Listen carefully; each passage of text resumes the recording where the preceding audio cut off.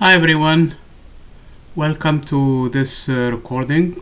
It's for chapter 43. So chapter 43 really deals with the nucleus, and we have some nuclear physics in here to take care of for this chapter. So first of all, let's talk about the physical characteristics of a nucleus. For one thing, its size. The size of the nucleus of the order of a femtometer. So and that is 10 to the power negative 15 meters. Okay, so as a matter of fact, there is an empirical law that gives me the radius of this of the nucleus of the order of R0 times depending of course on the number of the nucleons inside the nucleus, depending on the number A, which is the sum of both the protons and the neutrons. So it's usually, it grows as like the cubic root of this number.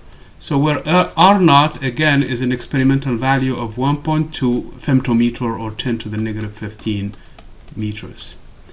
Okay, so this is basically the size of the nucleus. The nucleons themselves, namely the proton and the neutron, and even the electron, as a matter of fact, are usually expressed in terms of the unit mass, and the unit mass in this case for nucleons is 1 AU, which is really not necessary to remember its value. It's 1.6605 and some many digits. When you're dealing with nuclear physics, and actually when you're dealing with QED in general, quantum electrodynamics, you're going to be dealing with a lot of digits because it has a huge precision, as we saw from previous chapters. So I'm not really trying to write those numbers. And again, it's 10 to the negative 27 kilograms. Now, what is important to remember is the mass, especially of that of a neutron. But let's list them all. Okay. So the proton, its mass, which I'm going to write MP, is slightly more. Both of them are more actually than that of the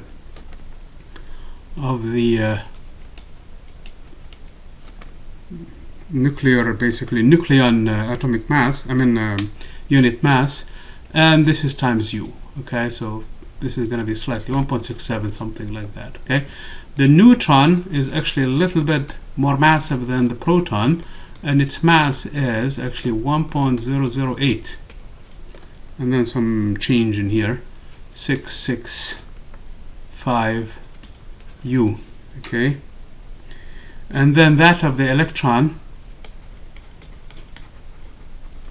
is actually a fraction of these numbers, which is 0.000, and then 54850. The reason why I'm retaining this many sig figs in here is you have what, 6 sig figs, here you have 4, and 3 you have 7 sig figs. So that's basically typical evaluations. We know more about the electron because of the Millikan experiment that we mentioned in the past. Well, it turns out, and this is kind of surprising actually a little bit, because of the fact that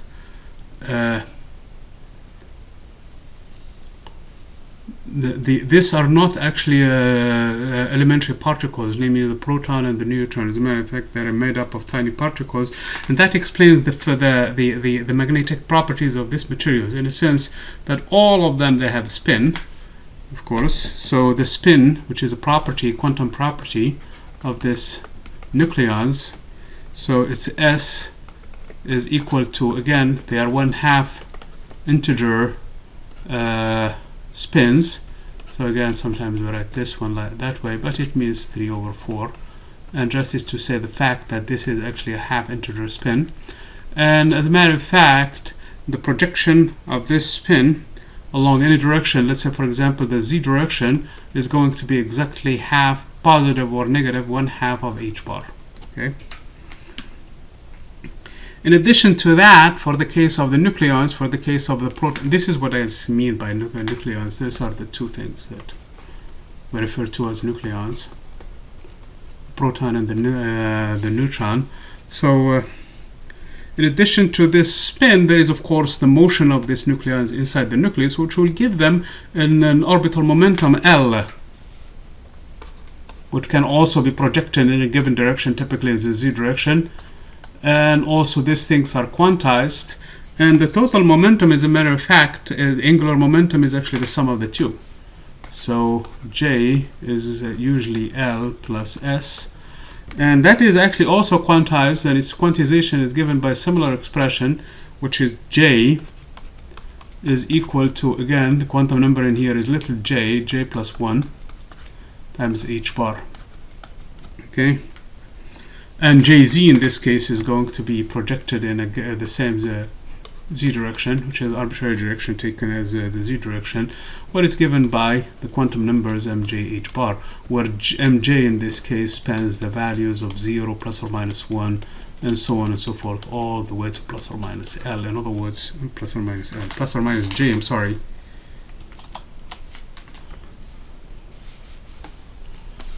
Where is my pen? Okay. So there are two J plus 1 values for the value of the magnetic moment, if you wish, for this magnetic number, I should say. Okay, because that's usually is only lifted when the nucleus is some sort of interaction with the with the magnetic field. Again, similar to the Bohr magneton, we can define actually also a nuclear magneton.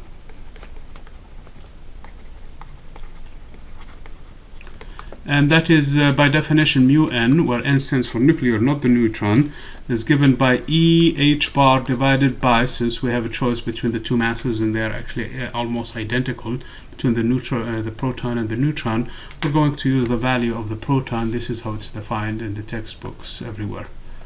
Okay, obviously because the mass of the proton is almost 2,000 times higher than that of the electron, the mu n in this case will be about 2,000 times or 1,800 times or less than that of the electron magneton. So, or the Bohr magneton, that's how we defined it when we were doing it in the previous chapters. So the numerical value of this thing is, and let me look up the number in here, 5.05078 10 to the negative 27. The units for it are joules per Tesla. Alternatively, we can express this one in terms of electron volt, because an electron, all we have to do is divide by the value of the charge of the electron. So it's going to give me 3.15. Again, look at the high precisions in here. When you're doing exams or you're doing homework, you really are not required to carry that many sig figs, okay? Electron volt again per Tesla. So it's a usually convenient way to express everything in electron volt, because things will simplify later on a lot quicker. It turns out for the proton,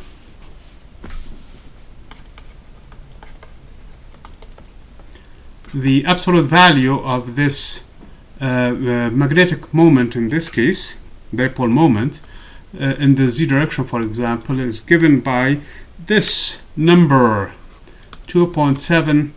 Again, this is theoretical values, okay? We're not really delving into a lot of the theory. This is theoretical experiment, okay? Because it's extremely high accuracy theory.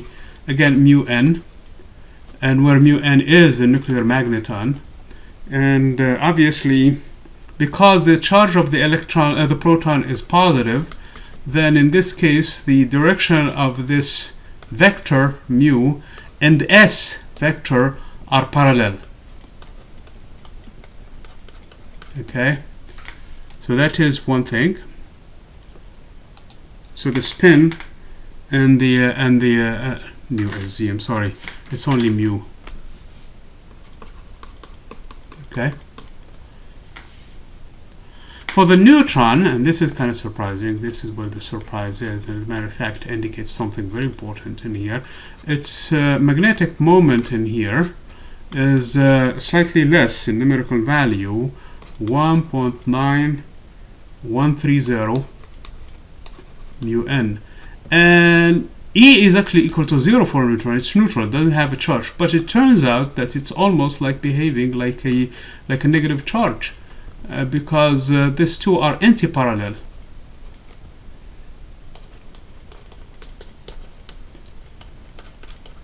So these two numbers and the fact that this property in here and this property in here indicate that these are not elementary particles, but rather are made up of other stuff that we're going to see down the road with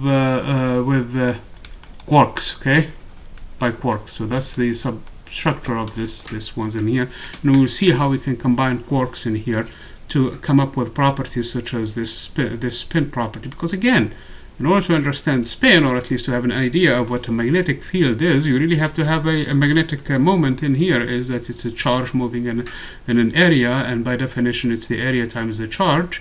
But there is no charge in here, so how in the world are we going to construct this one? Of course, it's a quantum effect, and it's going to come up with the properties of the subnuclear materials, and they turn out to be quarks in this case. So that's for the next chapter that we're going to be discussing this idea.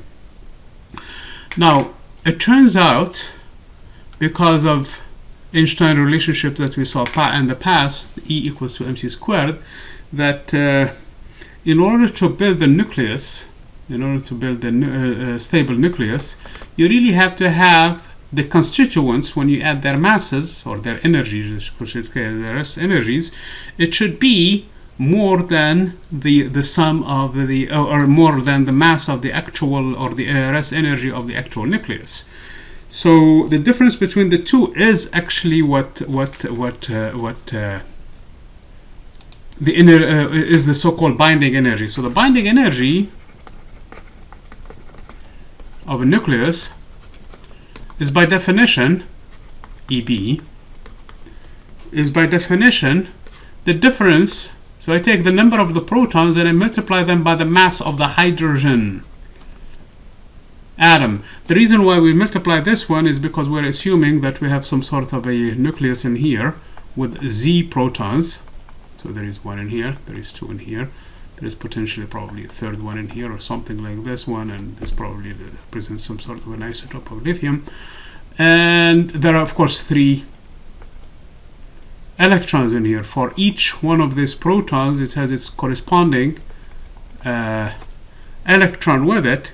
So now we don't really use this value for the mass of the proton. Instead, we use that mass of the proton plus the mass of the electron. So the two numbers, they will give you a number of the order of 0.0078 or something like that, because 2 plus 7 plus 5 in here is going to be 7, but there is some rounding numbers in here. Okay, so it's the mass of the hydrogen atom, not that of the protons in here. And actually, there is a table, and let me find what the table is.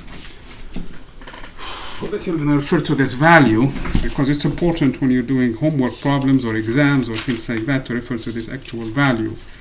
Because if you're not careful with it, you might get the wrong answer.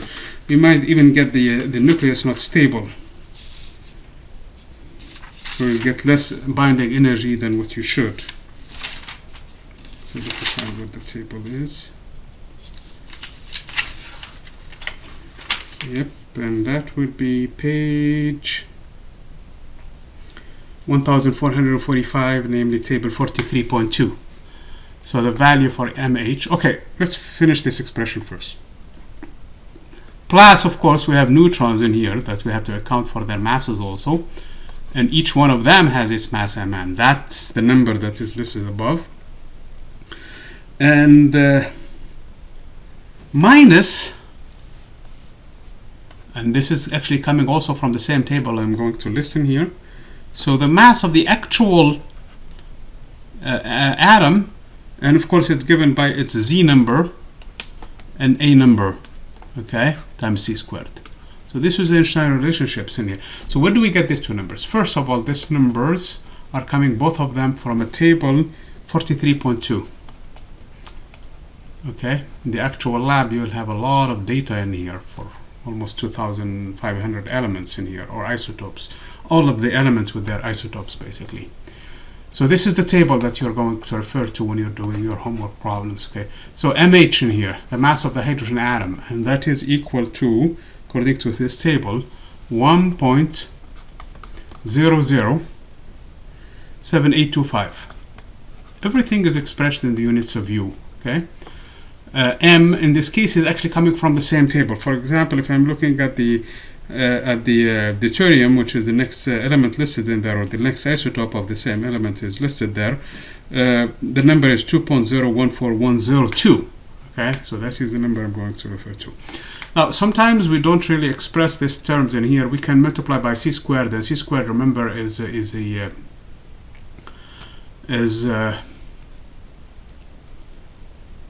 3 times 10 to the power 8. When you square it, it's going to be 9 times 10 to the power 16. And you convert that, multiply that by the atomic mass unit, which is in this case U, listed up in here.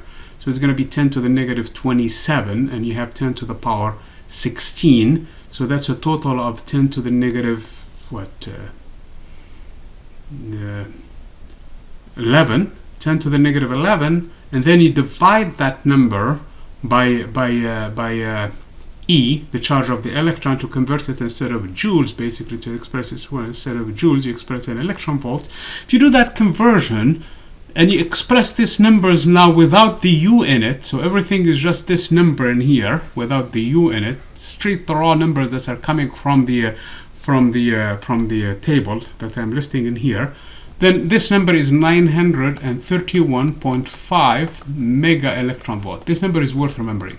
Okay, this is as much as 300,000 kilometers per second for the speed of light. This number is worth remembering. If you are not convinced, you just do the conversion. Take the actual number of U and take all of the digits in here as much as you can, and multiply that by c squared, and divide by the charge of the electron. Yes, you're going to get the expression written in terms of electron volt, which is 931 times 10 to the power 6. Okay, so that is the expression, that how you're going to find a lot of the homework problems, a lot of the exercises in here rely on this expression, how to find the binding energy, and whether or not how stable, if you wish, the nucleus is. So let's take an example from this very same table. Let's look at an element in here. It's important to look at deuterium, and I will tell you why that is. So deuterium is actually made up of two nucleons inside the nucleus. So you have a proton and you have a neutron, and you have actually an electron in here. So this is actually the hydrogen atom, no more. But it's, the hydrogen the hydrogen atom, yes, except that it's an isotope with one proton, of course, and two nucleon, namely we have one proton and one neutron. So in this case, if I'm going to find the binding energy for this element, is going to be, or for this isotope of hydrogen, we're going to use Z, which is in this case 1, times this mass, which is 1.007825 without the U, plus N, the number of proton is again 1, times again this number, which is, I wish I can do copy and paste in here, which is 1.008665. Again, 1.008665, okay, with no U again, minus, if I look at the table, it's giving me for the deuterium 2.014102, again without the U. The whole thing is times 931.5 mega electron volts. So let's see how much is that number. Okay,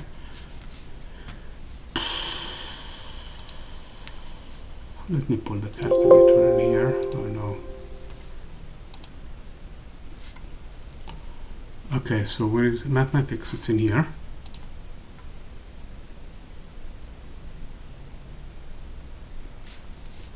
Okay, so plugging the numbers in here, so I have, okay, open parentheses because I'm going to multiply everything by that number, 1.007825 plus 1.008665 minus 2.014102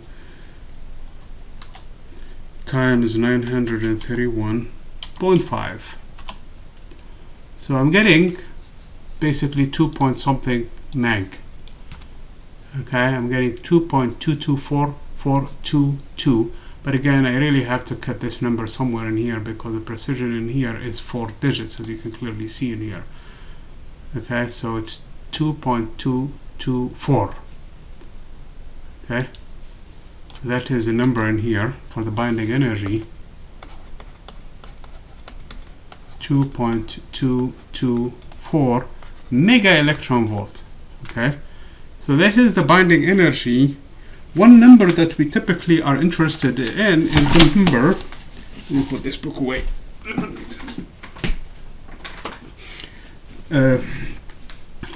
is the binding energy per nucleon, because it will tell me about the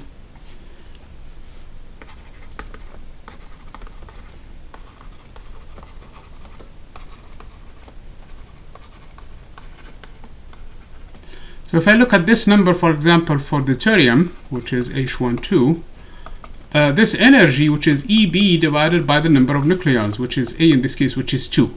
So this number 2.224 divided by 2, this is going to be equal to 1.112 basically mega electron volt. This is how much energy is there for each nucleon inside the deuterium. Well, if I do this exercise and go through the periodic table basically, which I have all of the data for it, I'll find the following interesting result. So this is A, and this is actually this value of EB per A. Okay, deuterium sits in here. Actually, let me scale this one correctly. So this is 1 MeV per nucleon. Then I'm going to go 2, 3, 4, 5, 6, 7, 8, and 9. Okay, so this is slightly above that, and then the number jumps all the way for the case of the next element that is coming in here in the periodic table, and that would be what is it? The helium, H24. And then drops down for the next few elements. Then it jumps up for the carbon and peaks somewhere in here for zinc, and then it drops more or less in here. Okay, this is somewhere in here where uranium is. Okay, uranium in the periodic table. Here is the interesting thing in here. For the most part, this value is constant. It's actually less than 9. So 9 is actually a peak number. Much better. It's an upper limit. Okay. Okay, so actually this number, the 9 is somewhere in here. Okay, so probably I was not careful. What's wrong with this one? It peaks for zinc. Okay, and it's this zinc. I'm sorry, nickel.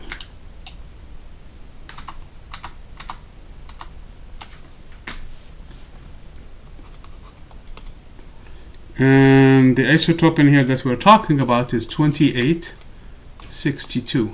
Okay. And this value actually is slightly less than 9, as I was saying in here. And this value is more or less constant. So basically it's within that range, which it doesn't change much. So this is the energy per nucleon. And that's interesting because then we can really start to build a model for the nucleus based on this information in here. Now, before we do that, let's define what the mass defect is. And this gives us, basically, we can express that same difference in energy. Instead of using it in joules or electron volts, we're going to use it in kilogram actually, because the same thing, is just a conversion value. So we call this one the mass defect, and this is actually how much mass went to bind the nucleus, and this is going to be by definition the change in mass, or the difference in mass between the actual constituents and that of the nucleus. Is the nucleus, yes. Nuclide it's called in this case, because we're talking about specific one. It's EB divided by C squared, and if you go back into the definition of that one, it's again Z times the mass of the hydrogen atom plus N times the mass of each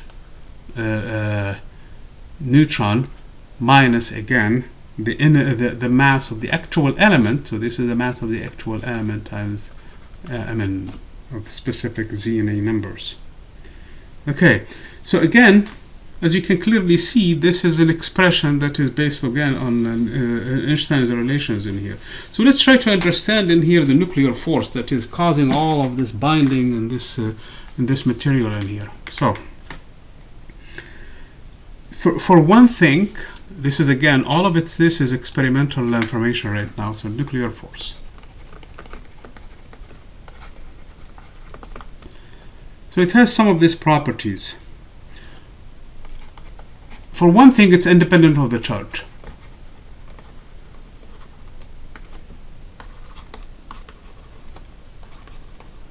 Regardless if you have a charge or no charge at all, like the case of the proton and the neutron, they both are subject to the nuclear force. So this does not depend on whether or not you have a charge or not. Second thing in here, it's of a very, very short range order, meaning that you really have to be within a femtometer in order for this force to and that range is of the order of 10 to the negative 15 meters. If you are further than this distance, the nuclear force will drop dramatically. As a matter of fact, it goes to 0. Okay? So in that case, the Coulomb force takes over between the protons and basically causes them to repel one another, okay, because they have similar charges. However, within this short range order, it's stronger than Coulomb's force.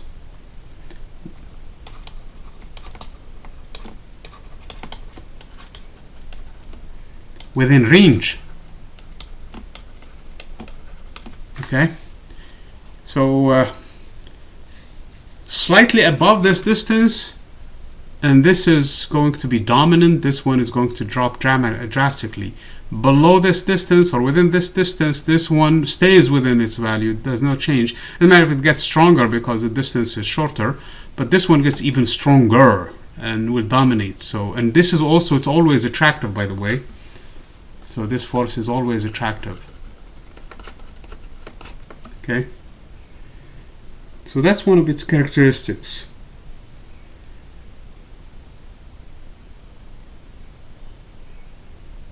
There is another striking property of this nuclear force, and inside the nucleus it seems to only act between nearest neighbors. Here is a nucleus. Okay, it doesn't matter what kind of nucleons in here, either protons or neutrons. So if you take this nucleus, this nucleon, for example, it may be interacting with only this many neighbors only. It does not interact with the further away neighbors. So that is a property of the nuclear force. Why do we say that? It's because of the fact that the density of the nucleus is constant. Number one. And the energy per nucleon, as we were talking about it earlier, it's more or less constant. So it doesn't matter how many I add, I'm not really changing. If this was a very long range order, then in this case, the more I add, the more it's going to interact and pull closer to one another, and the density should increase. But that's not observed. Therefore, this force only acts with the nearest neighbors. So that's really the reasoning behind this whole thing. Finally, and this is due to Pauli principle, it favors, this nuclear force favors basically spins of opposite sign.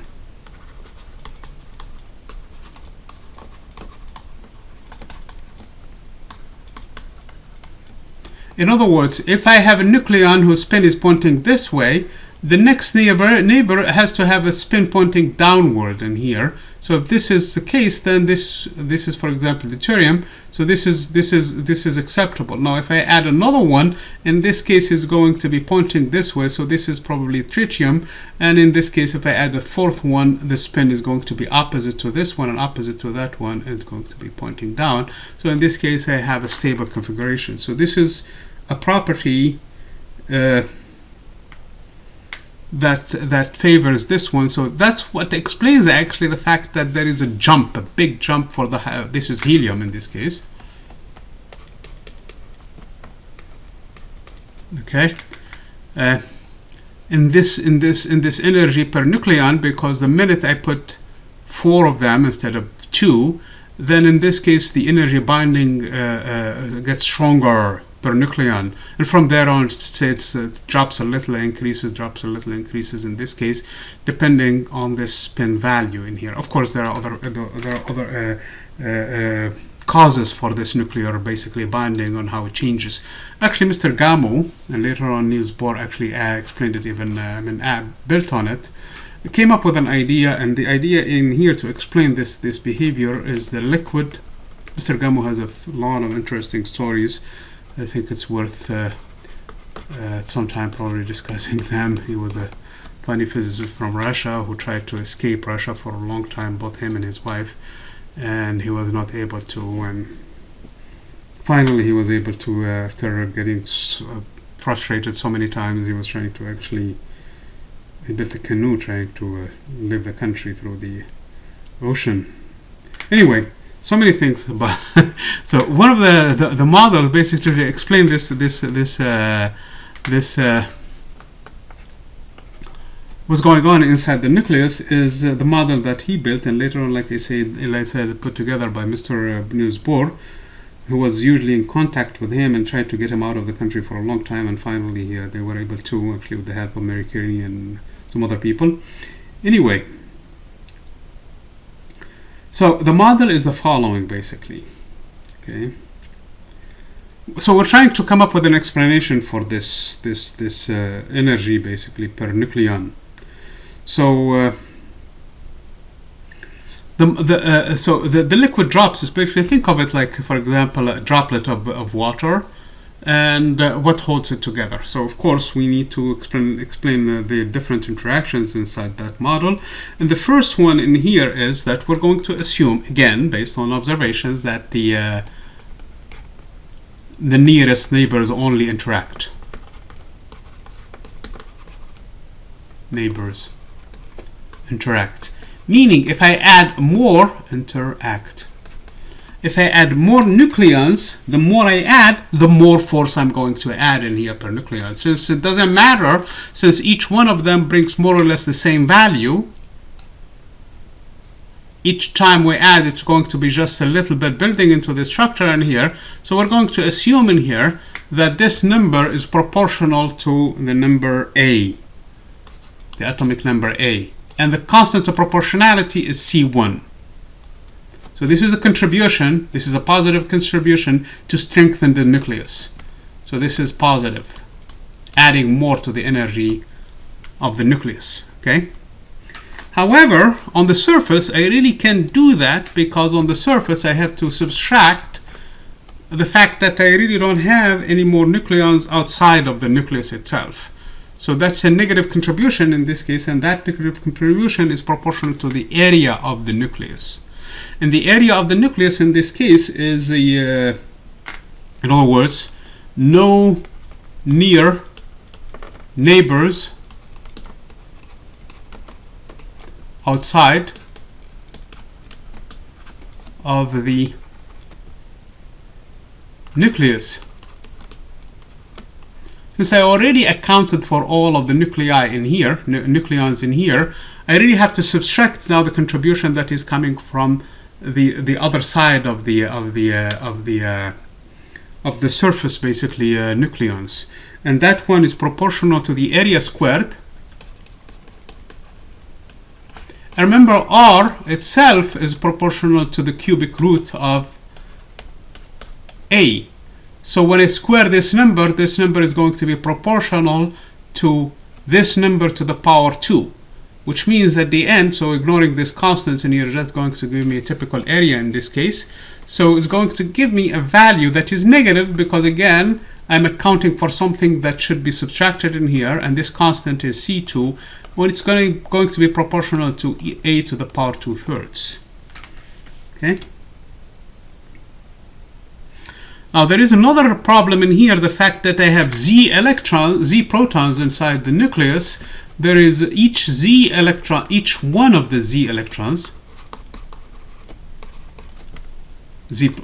protons is repelled or repels the other Z-1 protons, and this should diminish this value in here that I am trying to build for the energy, so that which I'm trying to find in here, EB over A. Okay, so this should be a negative number, and this is due to the Coulomb interactions, which is proportional to this because I have Z of them. So I have to multiply this number, Z-1 by Z, because if it was only one of them, then it's no problem, it's Z-1, but I have Z of them.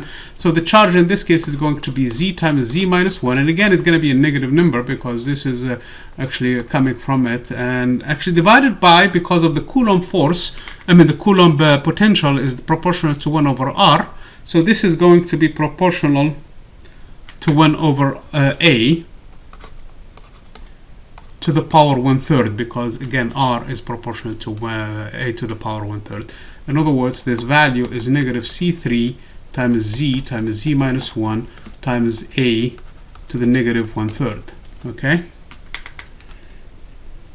The fourth contribution in here is the fact that an observed fact in here is that for small nuclides,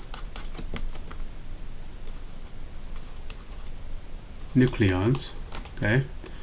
No, I'm sorry. Not small nucleons. What am I talking about? Okay.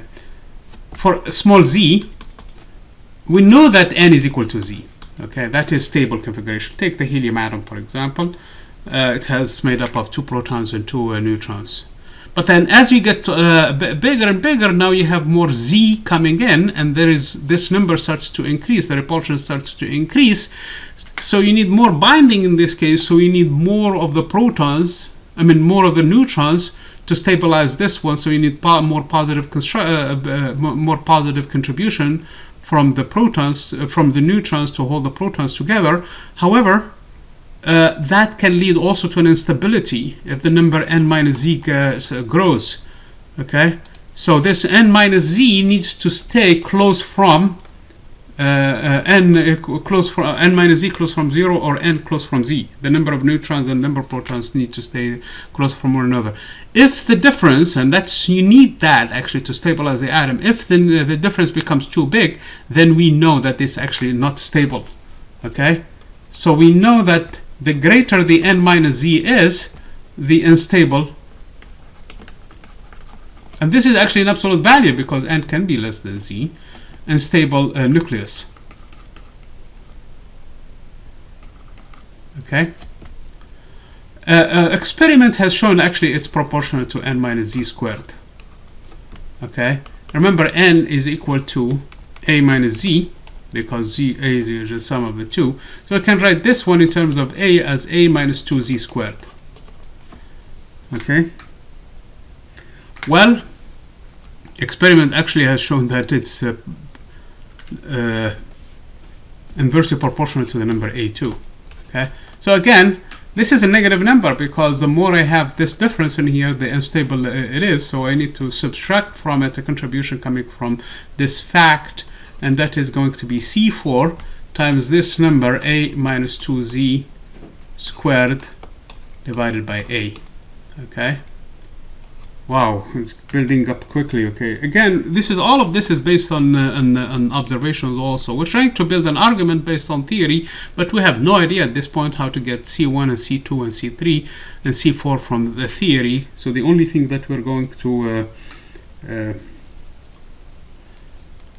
actually rely on in this case is the experiment to get this value. The final contribution in here, this is number 5, and it's the last one, and the fact that nucleons prefer pairing, because remember the spin is plus or minus 1/2 of h bar, so you would like to have them in pairs. Okay, so if the number is even, if total if even, both of them N and Z are even, then in this case it's a positive contribution.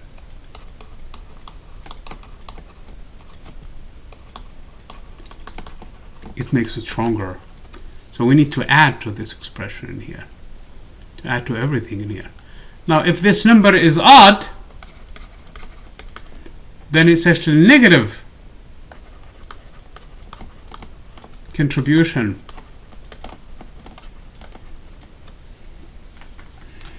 Again, experimental observations show that this number can be, again, positive or negative depending on the values in here.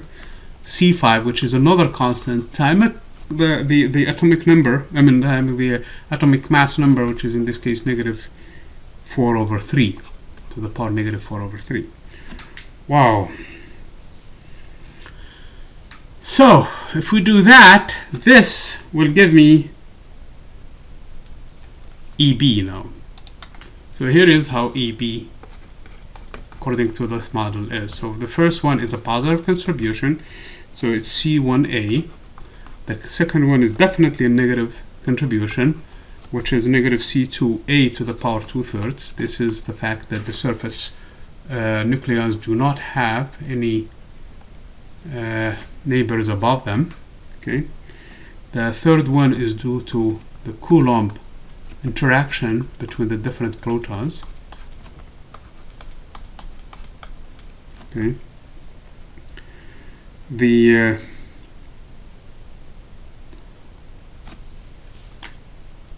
fourth one is due to the nucleon or the proton repulsion, how much you need to pack them in terms of neutrons, and the more this difference between them starts to grow, the more. So minus C4 actually, A minus 2Z, it's the same thing because we're going to square this number. A minus 2Z squared times A to the negative 1. And finally, this number that could be positive or negative of C5 times A to the negative 4 over 3. Wow. So this is the actual energy in here. So what in the world are these values C1, C2, C3, C4, C5? These ones are given by C1, C2, C3, C4, and C5 by experimental values. The first value is almost 16 mega electron volt per nucleon. Everything is per nucleon in here, so we're going to, because we're going to multiply this one in there. So let's look at them in terms of energy, because A is actually a number in here. Everything else is a number, so everything else is going to be just in terms of mega electron volts. And then C2 is 17.8 MeV. C3, those are constants, all of these things, 0.7100 mega electron volt. And C4 is 23.69 mega electron volt, and C5 is 39 MeV. Okay, so those are the values. From the get-go, you clearly see that this number in here is actually 16 mega electron volt, and it's twice as much as, almost twice as much as that of the nickel, which is 8 point something. Okay, so all of the other contributions will tame this number and bring it down. Okay, and that is basically how you're going to have this model working for you. A lot of the homework problems rely on this model. Okay, so it's important to remember these values in here. It's like constants, all of them. The shell model, which is a different explanation basically of the nucleus in this case, relies on the interaction between these nucleons again. And let me plot the potential in this case. There are two potentials in here. I cannot draw a straight line in here with this table. Man, I cannot do that. Okay, so this is the y-axis. I'm sorry about that. It's tilt. Oh, I know. I did that in the past. Okay. Yeah, let's take this one in here and draw a line. That's good. Okay, so again, that would be my y-axis. My y-axis is this energy of an interaction. First of all, you have the nuclear force, and this is the nuclear potential, sometimes expressed by an expression called the Yukawa potential. Okay, so again, it's a negative value. It's an attractive force all the time. So this is basically the distance, okay, from the nucleus. Once we reach this value, which is typically of the order of femtometer, this number becomes 0 for all practical purposes. Okay, so this is the nuclear force. Now,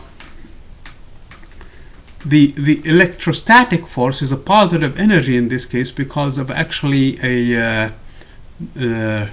protons, when they get very close from one another, they repel one another, and but also drops with distance. Okay, and it drops, but it never really vanishes. It's always going to approach 0, but it really never drops to exactly 0 because it's proportional to 1 over r. So even when r goes to infinity, that's when you get this. So if we do the shell model, basically this is the numerical number, the value in here that we're going to have. So this is the U electrostatic. So this is the actual U in here, the potential energy for this interaction. Again, at some point it's going to cross over. That's when the potential energy drops, and then in here it becomes closer from this potential. At some point it's going to be identical with the electrostatic force. Okay, so this is the interaction based on the shell model, and we can use a computer actually to come up with a better explanation and come up with the basic solution to Schrodinger's equation for this atom in here. Okay, we're going to stick with this, just to these two models in here. So radioactivity in here has to do with the fact that okay, again, radioactivity, at least especially for the alpha decay, was explained beautifully by Mr. Gamo's work too. Okay, here is one note in here. We know that out of the 2500 known isotopes,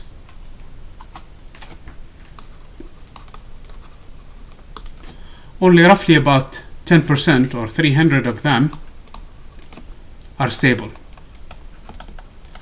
The others, they always are, they decay, they basically change. Okay, and so that's one note in here. Almost all of this type of them, where both the number Z and N are odd,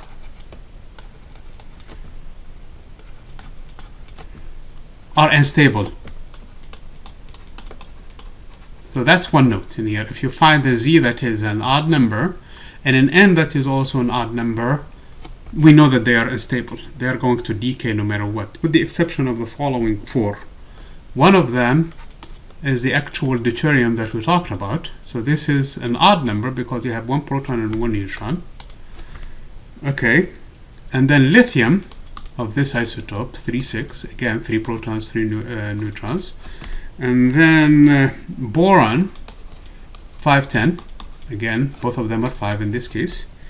And azote, N, oh, I'm sorry, that's the French version. Nitrogen, 714, again 7 protons, 7 neutrons. These are stable. So these are an exception to this rule.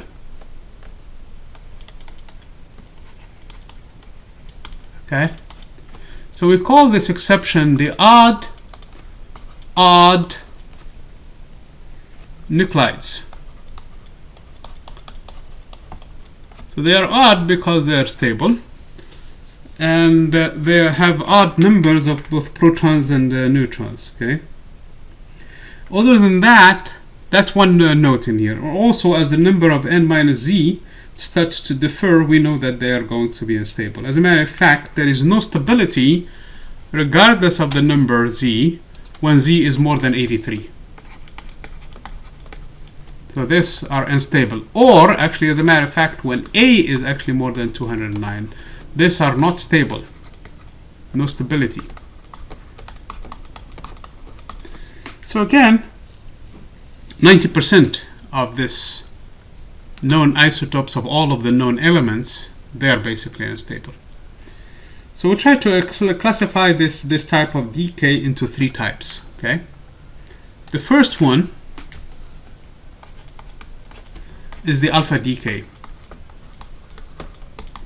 Alpha decay basically is the emission of a helium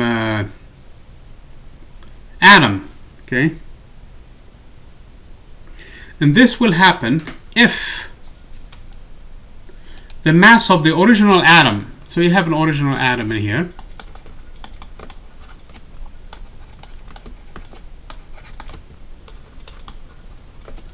is greater than both the mass of the final atom, original neutral atom. So that's MCA. So this is the original. Is greater than the mass of, let me write it symbolically, of the mass of the final atom, again, Z prime, A prime, so those two numbers, actually they're less by 2.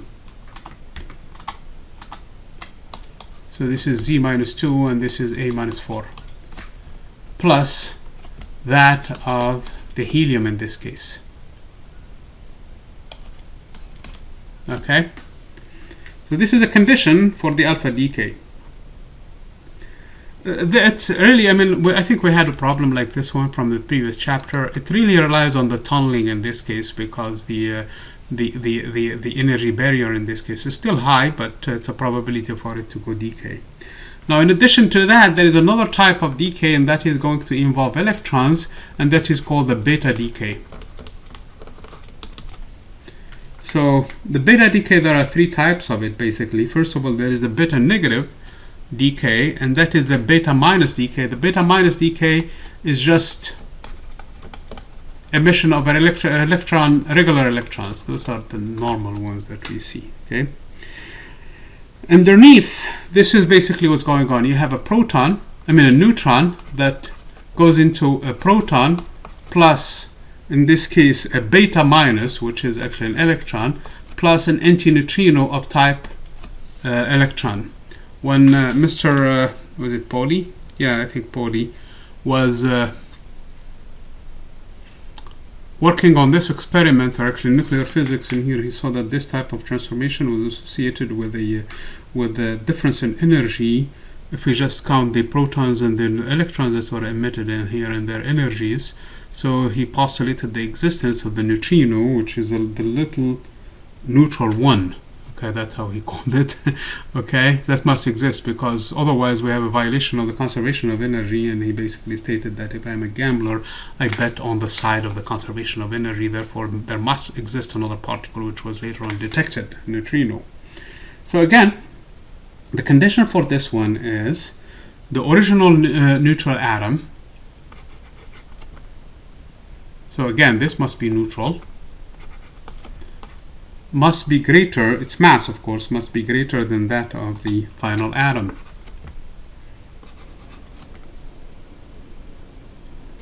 M prime, if you wish, Z prime in this case, A prime in this case. Okay. Now there is another type of decay in here involving the beta particles, and that is with the positron. Okay.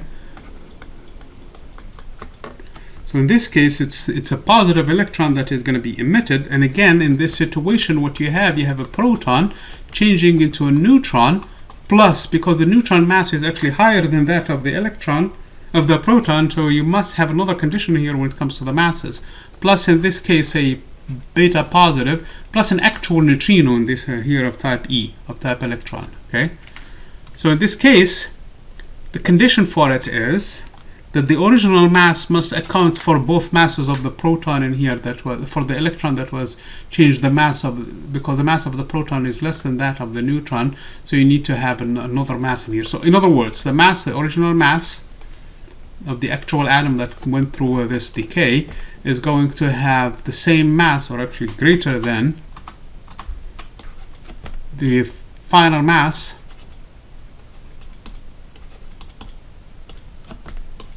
plus, actually we can tell what the numbers are in with this case in here, because we have in here A changed to a Z,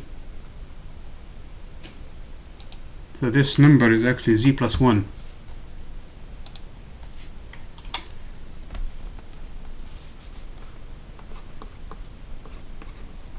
And this number doesn't change. Same thing in here, this number does not change. But in this case actually z went down. So this is z minus 1. But it's a different element now altogether, it's not the same anymore. Okay? So plus the masses of 2 electrons. Okay? So that accounts for this, the conservation of energy in this case. Of course, plus the kinetic energy for the other stuff. That's why there is actually an inequality in here. Okay, there is a third type of this kind of beta decays, and that is the electron capture.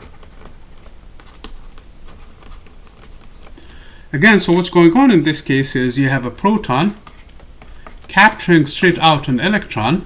Both of them have a one of them is positive charge, the other one is a negative charge, and they go neutral. Of course, this conserves the charge, the number of charge in here, plus a neutrino also still. Okay, so in this case, you still have to have the same condition that we started with and before. So in this case, so again MZA. So during this decay, one of this Z becomes a proton, so the number drops by 1, and this one stays the same, and the mass in here is actually has to be greater than the final mass for this to happen. The last type of decay, so we could cover the beta decay, the alpha decay. The third type of radioactivity in this case is expressed in terms of the gamma decay.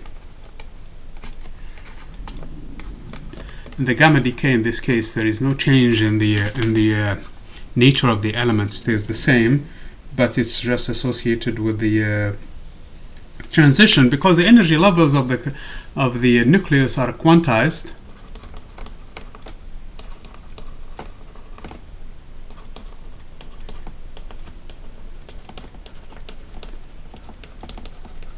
So what happened in this case, when the nucleus is excited, it goes back into the ground state, and in doing so, it's going to emit a gamma ray in this case. Okay, so there is no change in its internal structure. So the number of A and Z are say the same; they don't change. Okay, because of this different kinds of changes in both A and Z, and sometimes no change at all, and sometimes there is a change that's going to increase Z, sometimes going to decrease Z, sometimes going to decrease Z. So you really have a chain in this case for almost all of the elements. They go through different kinds of processes for changing Z and A, and at the end they get into a stable configuration and they don't change anymore.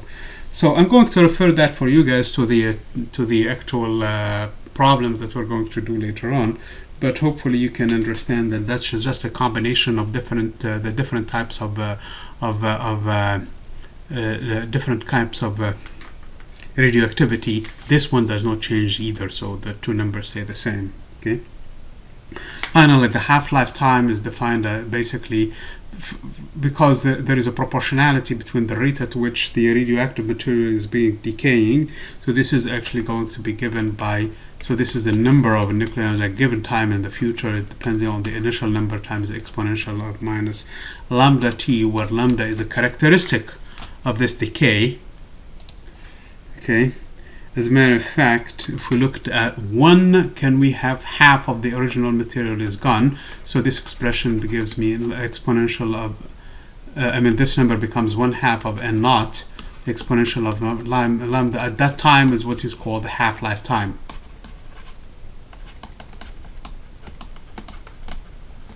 That is t 1/2 by definition. Okay. So if you solve this expression in here, first of all, you have n naught that cancels from both sides. Doesn't matter which element it is. This is a characteristic of this decay, which can range from few seconds or fractions of a second to billions of years. Okay, so the time can be very long or very short depending on the material. So you can solve this expression in here, and you can find what basically t 1/2 is in terms of lambda. It's going to involve the natural log of 2 in this case divided by lambda. Okay, Alternatively, we can define also lifetime. Lifetime is defined when n drops by a factor of e. In other words, the original number is n naught, so it's going to be n naught over e is equal to n naught exponential of minus lambda t. And if you solve for this expression in here, the natural log of e is 1. So t mean, that's the representation for this time, by the way. T mean in this case is going to be simply equal to 1 over lambda. And you can express it in terms of t1 half, because you have 1 over lambda, so it's going to be 1 over lambda is t1 half over ln of 2, so it's going to be t1 half over ln of 2, okay, which is slightly more than t1 half, but not exactly twice, so divided by 0.693, and that is the natural log of 3. Okay, the nuclear fusion and fission, they are actually another things that are part of this topic, and the calculations, actually all of them rely on that EB, on how to find it, and actually a lot of the homework problems also deal with this radioactivity and things like that. This is in a nutshell your chapter 43. Okay, I know the recording went a little bit longer than a typical recording, but as you can clearly see, it's actually a little bit easier than the previous chapter in terms of the math. So hopefully you will join me later on to do more to do some problems from this chapter. And if you have any questions, please send them over, and thank you.